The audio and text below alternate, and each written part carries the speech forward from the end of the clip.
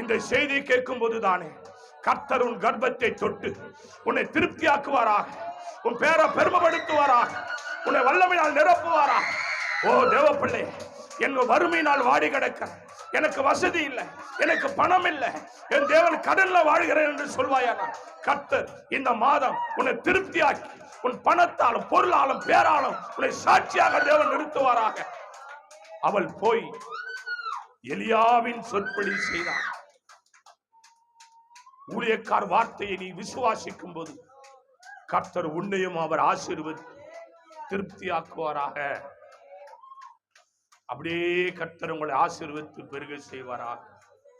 துதி கன மகிமை எல்லாம் உமக்கே செலுத்தி இயேசுவின் நாமத்தில் ஜெபிக்கிறோம் நல்ல பிதாவே.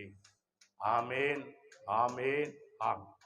யார் சேர்ந்து சொல்லுவோம், என் ஆத்துமாவே